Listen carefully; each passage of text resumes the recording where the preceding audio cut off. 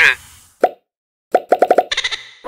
On vous présente les derniers jeux qu'on a essayés. On commence avec 2 pommes, 3 pains, qui est un jeu pour 2 à 6 joueurs. Les parties d'environ 15 minutes pour 8 ans et plus. C'est un jeu d'observation assez casse-tête. Le principe de 2 pommes, 3 pains est vraiment simple. On va tourner une carte.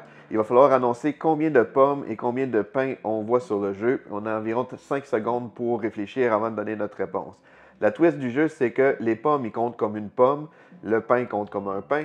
Mais les pommes de pain comptent comme une pomme et 2 pains parce que c'est une pomme de pain, donc un petit jeu de mots comme ça. Puis la manière dont ça fonctionne, c'est qu'à notre tour, on tourne une carte, on cache la nôtre, puis il faut se dépêcher de dire combien il y a de pommes et de pain. Et dans ce cas-ci, on pourrait dire qu'il y a 3 pommes et 5 pains, parce que les pommes de pain comptent pour une pomme et 2 pains. Donc, on continue comme ça jusqu'à temps qu'on passe à travers la carte. Et c'est du moment qu'on a un échec, c'est qu'on ramasse les cartes, c'est lui qui finit avec le moins de cartes possible. Donc, 2 pommes, 3 pains, c'est un jeu d'observation assez difficile sur le cerveau. C'est vraiment drôle. Il y a aussi des variantes qu'on peut ajouter, un peu comme des extensions pour ajouter encore plus de défis au jeu. Mais c'est très bien. 2 pommes, 3 pains.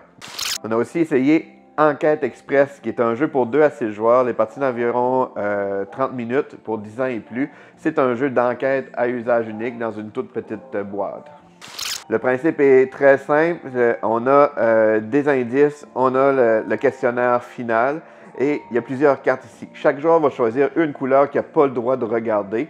Puis dans le temps imparti, il va falloir tourner des cartes et les regarder une à la fois pour essayer de retenir un peu ce qui se passe dans les différents indices. Fait que chaque couleur a un peu sa fonction. Des fois, c'est un peu des images, des fois, c'est un peu de texte, des indices, des personnes qui parlent. Donc, tout le monde, en même temps, on va prendre des cartes, on les regarde, on ne les montre pas. Puis à la fin du temps, une fois que le temps est écoulé, on remet les cartes. On peut garder seulement qu'une carte qu'on va dévoiler devant.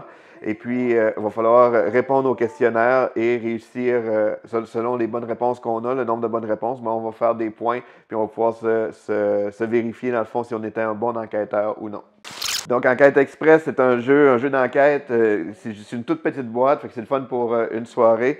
C'est bien aussi parce qu'il est facile à jouer avec des enfants. Là, on parle 10 ans et plus, mais ça pourrait jouer même avant.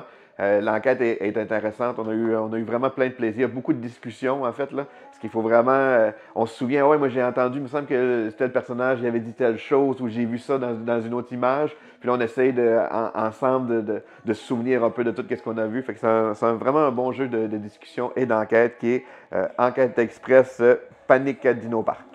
On a aussi essayé SideQuest Nemesis, qui est un jeu pour 1 à 4 joueurs, les parties d'environ 90 minutes pour 14 ans et plus. C'est un jeu d'enquête et de jeu d'évasion, un peu style Unlock, dans une aventure de Nemesis. Fait que Nemesis, c'est un gros jeu, un peu comme les films Alien. Donc, c'est inspiré du thème, mais c'est pas une extension, puis c'est un jeu avec un usage unique. Donc, dans SideQuest, je ne vous montrerai pas tous les détails pour ne pas brûler de punch, mais en gros, on a cette boîte-là qui se trouve être une partie du vaisseau. Donc, on va pouvoir utiliser la boîte de certaines façons pendant l'enquête. On va pouvoir se déplacer dans différentes salles aussi pour découvrir. Et ça se joue un peu comme les exits. Selon les enquêtes, on va pouvoir les décoder.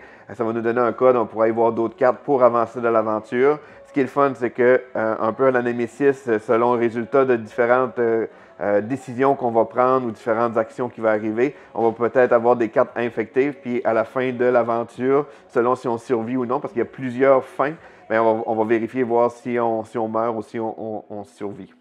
Donc, SideQuest Nemesis, ça a été un coup de cœur de jeu d'évasion, vraiment le fun. Il y a plein d'énigmes tripantes, originales. Il y a des belles manipulations aussi là, pour un jeu en boîte.